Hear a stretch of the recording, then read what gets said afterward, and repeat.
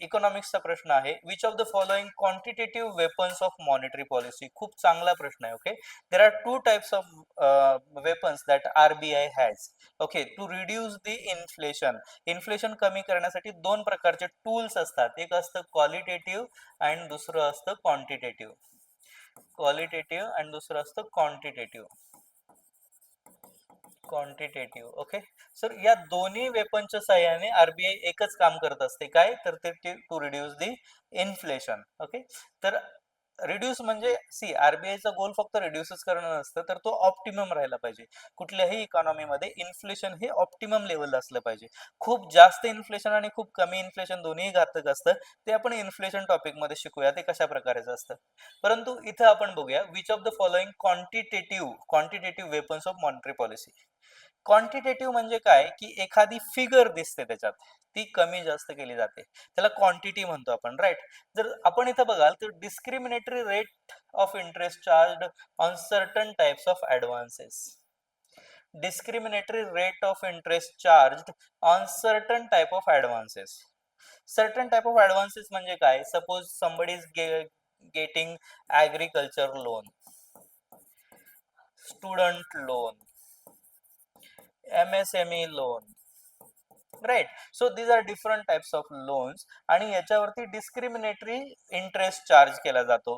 तर हा quantitative tools मध्ये येत नाही, कारण याच्यामुळे इन्फ्लेशन कंट्रोल होतंय का? नाही. आरबीआयचा गोल काय असतो की समजा स्टुडंट्सला प्रमोट करायचं असेल तर याला कमी इंटरेस्ट रेट लावतील. समजा MSME आपल्याला बिझनेस जास्तीत जास्त प्रमोट करायचा असेल तर त्याला MSME लोन कमी इंटरेस्ट. डिस्क्रिमिनेटरी म्हणजे वेगवेगळ्या प्रकारचं, युनिफॉर्म नाही, वेगवेगळ्या प्रकारचं. पण हे क्वालिटेटिव्ह टूल्स मध्ये येऊ शकतं, क्वांटिटेटिव्ह नाही. ह्याच्यामुळे फरक नाही पडणार इन्फ्लेशन मध्ये. पण रेपो रेट कमी आणि जास्त केल्यामुळे पडू शकतो ना. रेपो रेट जर आरबीआयने वाढवला तर बँकेकडं कमी पैसे किंवा बँकेचा रेट वाढला जातो. ती कॉन्सेप्ट आपण इकॉनॉमिक्स मध्ये शिकूया की how repo rate is associated with the bank rate and lending rates, आणि हे सगळं आहे रेपो रेट आहे. दुसरं जर बघाल तर क्रेडिट ऑथरायझेशन स्कीम्स. आता हे सुद्धा क्रेडिट ऑथरायझेशन स्कीम्स ही सुद्धा क्वांटिटेटिव्ह टर्म नाहीये, ही क्वालिटेटिव्ह टर्म मध्ये येते. आणि पुढचं जर बघाल तर ओपन मार्केट ऑपरेशन म्हणजे आरबीआय इथं गव्हर्नमेंटचे बॉन्ड सेल करते किंवा परचेस करते मार्केटमधून, आणि त्या ठिकाणी लिक्विडिटी कमी आणि जास्त केली जाते मार्केटमध्ये. सो अशा प्रकारे बी आणि D is the only correct answer here. खूप चांगला प्रश्न आहे, युपीएससी लेवलचा प्रश्न आपण जर म्हणाल तरी सुद्धा चालेल. असे प्रश्न आपण युपीएससी मध्ये बघतोय आणि हा आपल्या कंबाईन म्हणजे खूप चांगला कॉन्सेप्च्युअल प्रश्न आहे. ज्यांना कॉन्सेप्ट माहिती आहे ते लोक याला खूप चांगल्या प्रकारे उत्तर देऊ शकले असतील. ओके, आपण पुढे जाऊया. आता पुढचा प्रश्न बघूया. Next we have fiscal deficit and they have asked us the definition. खूप चांगला प्रश्न, अगेन इकॉनॉमिक्सचे बेसिक्स वरती प्रश्न विचारलेत आणि अगेन हा वेळेचा प्रश्न म्हणजे क्वेश्चन पेपर खूप खूप चांगला, खूप स्टँडर्ड आपण म्हणू शकतो. फिस्कल डेफिसिटची डेफिनिशन काय आहे? What is the definition? They have asked this. Fiscal deficit is simply, what is this? Difference between government's total expenditure and total receipts excluding the borrowings. Yes, this is the definition of the fiscal deficit. पुढचा option जर बघाल तर difference between capital expenditure and revenue receipt, नाही हा नाहीये. आणि difference between revenue expenditure and revenue receipt, हा revenue deficit झाला, फक्त revenue deficit.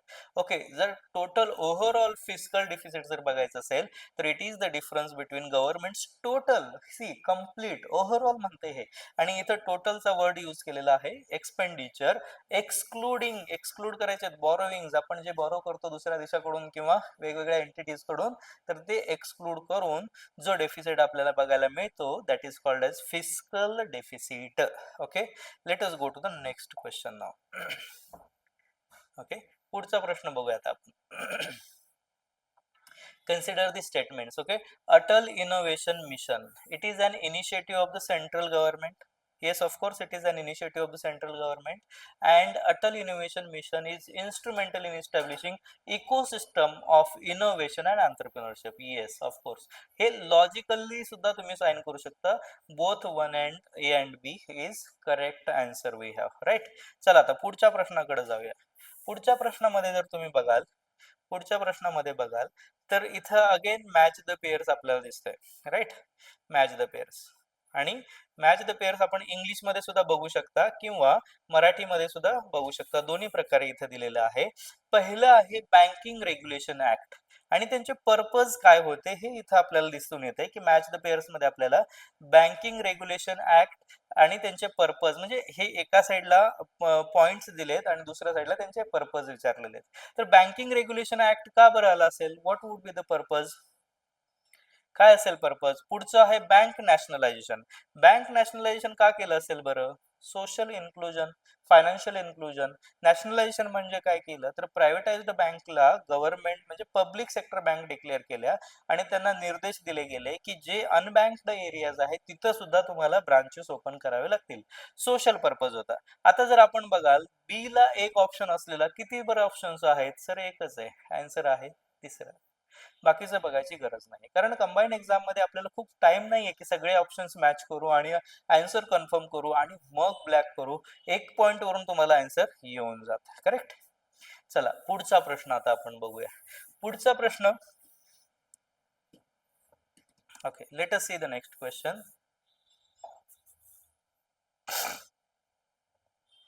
Right, next question पुढच्या पेज वरतीच आहे. ओके, इथं जर आपण बघाल तर केंद्र शासन मान्यता प्राप्त काय म्हटलंय? As of March 2024 Maharashtra state has dash dash percent of share in startup recognised by the government of India at all India level. किती आहे हा स्टार्टअप मध्ये शेअर? 24% नियर बाय आहे. ओके, आणि त्याच्या जवळपास ऑप्शन 23 दिसतंय, म्हणून हा 23 ऑप्शन मी सिलेक्ट करतोय आणि हे उत्तर बरोबर असेल. तुमच्याकडे जर वेगळं काय उत्तर असेल तर तुम्ही ते कमेंट मध्ये सुद्धा सांगा आम्हाला, आणि ते आपण एकदा इव्हॅल्युएट करू, एकदा रीचेक सुद्धा करू.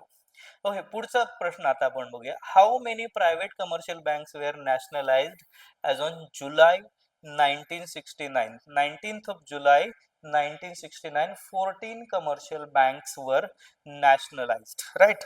14 commercial banks were nationalized at that time, right? Chalo, let us go to the next question. Let us go to the next question. Fine. पुढच्या प्रश्नाकडे आपण जाऊया आता.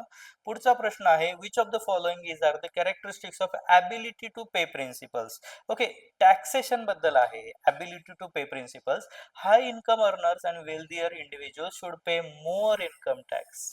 येस, ज्यांची जास्त ॲबिलिटी आहे, कारण ते हाय अर्नर्स आहेत आणि त्याच्यामुळे ते वेल्दियर पण आहेत आणि त्याच्यामुळे ते जास्त टॅक्स पे केला पाहिजे. This is the ability to pay principle आहे. Low income earners and poor peoples are exempted from paying the income tax. What is the answer? Okay, low income earners and poor peoples are exempted from paying the income tax. No, याच्यामध्ये कसं असतंय की slabs असतात आणि ह्या slab मध्ये जर ते बसत असतील तर तो टॅक्स ते पे करतील. They are not completely exempted. So answer is only one is correct answer. Answer is only one. ठीक आहे, पुढे जाऊया पुढच्या प्रश्नाकडे. राईट, पुढच्या प्रश्नाकडे आता आपण जाऊया. Okay, so according to economic survey of India 2022-2023 which of the following is are sub sectors included under the make in India 2.0? याचं उत्तर तुम्ही मला कमेंट मध्ये सांगा की या प्रश्नाचं उत्तर काय आहे. हा कम्प्लिटली नवीन प्रकारचा प्रश्न आहे. According to economic survey of India 2022-2023 which of the following sectors are included in to, आणि याच्यामध्ये इथं आपल्याला ऑप्शन्स आहेत steel, gym equipments, toys and fisheries. So I would like to listen about this की या प्रश्नाचं उत्तर तुमच्याकडे काय आहे आणि याचं एक्सप्लेनेशन काय आहे हे देखील तुम्ही त्याच्यात ऍड करा. ओके, पुढच्या प्रश्नाकडे आपण जाऊया. पुढे आहे अगेन मॅच द पेअरचा प्रश्न, आणि इथं इथं आपल्याला जोड्या लावा दिसते. ओके, आता यामध्ये जर बघाल तुम्ही तर 112 आर्टिकल कशाशी आहे? Annual financial statement. Okay, then if you see 280 is related to finance commission, 267 is related to contingency fund, and जर कुणाला 151 माहित नसेल तर तो आहे ऑडिट रिपोर्ट. म्हणजे याचं सरळ सरळ उत्तर आहे 1 2 3 अँड 4. ABCD ला 1 2 3 अँड 4 आणि ऑप्शन बी याचा करेक्ट आन्सर इथं आपल्याला दिसून येतो. राईट, चलो आता पुढचा प्रश्न आता आपण बघूया. पुढच्या प्रश्नामध्ये जर तुम्ही बघाल तर या ठिकाणी इथे पुढे प्रश्न आहे, consider the following statement. The reserve bank of India set up the high level committee on agriculture credit in December 1997. Yes, reserve बँकने, आता हा पण बघा काय कॉन्सेप्ट, 1997 मधला प्रश्न आता आपल्याला कसा माहिती असेल, तर हा इकॉनॉमिक हिस्ट्री बद्दलचा प्रश्न आहे. इकॉनॉमिक हिस्ट्री जी असते तर त्याच्यावरती हा प्रश्न विचारलेला आहे. आणि हे स्टेटमेंट करेक्ट आहे 1997 मध्ये. आणि हेही करेक्ट आहे की mister R V Gupta was the chairman of this agriculture credit committee. So both A and B are correct. हा कम्प्लिटली फॅक्च्युअल नॉलेज वरचा प्रश्न आहे. ज्याला आन्सर माहिती आहे तो उत्तर करू शकतो. ज्याला माहिती नाहीये कॉन्सेप्ट काहीच, त्याच्यासाठी हा प्रश्न सोडून देण्यासारखाच होता. पुढे बघूया आता. Okay, financial inclusion dashboard Antardrishti was launched by dash dash by RBI. म्हणजे कधी लॉन्च केला गेला हा प्रश्न आहे. ओके, दृष्टी, आणि त्याचं उत्तर आहे जून 2023. जून 2023 मध्ये हा अंतदृष्टी हा डॅशबोर्ड लॉन्च केला आरबीआयने. ठीक आहे. सो बरोबर, शक्तिकांत दास गव्हर्नर होते. Yes, absolutely. आणि त्यांनी हा डॅशबोर्ड इथं लॉन्च केलेला आपल्याला दिसून येतो. चला आता पुढचा प्रश्न बघूया. इथे पुढचा प्रश्न जर तुम्ही बघाल तर which of the following principle of accounting. आता हा कम्प्लिटली वेगळा प्रश्न आहे. कंबाईंड मध्ये हा एक्सपेक्टेड नाही. ठीक आहे, काही प्रश्न बाउन्सर जरूर असतात, तर त्यातला हा प्रश्न आहे. हा युपीएससी चा प्रश्न असा असावा अशा लेवलचा हा प्रश्न आहे. Okay, principles of accounting. Principle, आणि हा टेक्निकल पण आहे. म्हणजे ज्यांचे इकॉनॉमिक्स मध्ये जास्त अभ्यास आहे अशी लोक याला उत्तर करू शकतात. तर अॅक्रुअल प्रिन्सिपल देखील आहे, मटेरियलिटी प्रिन्सिपल आहे, इकॉनॉमिक एंटिटी प्रिन्सिपल आहे, आणि मॉनिटरी युनिट प्रिन्सिपल देखील आहे. असे चारही प्रिन्सिपल काही जणांनी उत्तर मध्ये दिलेलं नसावं मॉनिटरी युनिट, परंतु माझ्या मते all of the above are the principles. त्यामध्ये आता तुम्ही कमेंट करून सांगा की तुमच्या मते याचं उत्तर काय असेल. ठीक आहे, डिफिकल्ट प्रश्नांमध्ये मी काउंट करतो याला, कारण हे टेक्निकल, ज्याला इकॉनॉमिक्सचं जास्त नॉलेज असेल असा व्यक्ती याचं उत्तर तुम्हाला देऊ शकेल. ठीक आहे, पुढे जाऊया. ओके, पुढचा प्रश्न खूप इंटरेस्टिंग आहे, मस्त प्रश्न आहे, आणि हा रेग्युलर प्रश्नांपैकीचा आहे. असे प्रश्न विचारले गेले त्याच्या आधी. Wien government finances it's budget deficit by using the printed money. Okay, आता हे बॅन केलेलं आहे FRBM ऍक्टने आपल्याला. परंतु जर समजा गव्हर्नमेंटने जर असं केलं तर त्याच्यामुळं काय होईल हे विचारलेलं आहे. तर त्याच्यामुळे काय होतं, इन्फ्लेशन होतं. ओके, डिप्रेशन, रेसेशन हे सगळे इन्फ्लेशनच्या पुढचे प्रकार आहेत. इन्फ्लेशन होतं हे त्याचं योग्य उत्तर आहे. ठीक आहे, पुढे जाऊया आपण. पुढचा प्रश्न बघा, भारताच्या 16व्या वित्त आयोगाचे अध्यक्ष कोण आहेत. तर ते आहेत डॉक्टर अरविंद पनगरिया. हे त्याचं उत्तर आहे. कम्प्लिटली हे करंट अफेअरचा प्रश्न आहे. सगळ्यांनी बऱ्यापैकी याला उत्तर दिलेलं आहे. ठीक आहे, पुढे जाऊया आता. ओके, या प्रश्नांमध्ये आता आपण बघूया. हा प्रश्न आहे, consider the following statements. India's food grain production touched 3157.7 billion tons in 2011, 2021 and 2022. Factual question आहे, हा करेक्ट आहे स्टेटमेंट. इंडियाचं फूड ग्रेन प्रोडक्शन हे 315.7 मिलियन टन्सला टच केले, बरोबर आहे. India's productivity of millet including jowar was higher than Ethiopia. Okay, तर हे इथिओपियाचं हे जे कंपॅरिझन हे स्टेटमेंट आहे, तर हे करेक्ट वाटत नाहीये. त्याच्यामुळं answer is only A is the correct answer. Okay, only A is the correct answer. And sir, you can correct me also if you find की सम स्टेटमेंट्स आर ओके चुकीचं आहे असं जर वाटत असेल, तर तुम्ही इथं मला कमेंट मध्ये सुद्धा सांगू शकता. तुम्ही करेक्ट करू शकता मला याच्या उत्तरांमध्ये देखील. परंतु हे जे उत्तर आहे ते मोर करेक्टली उत्तर इथं मी तुम्हाला सांगत आहे.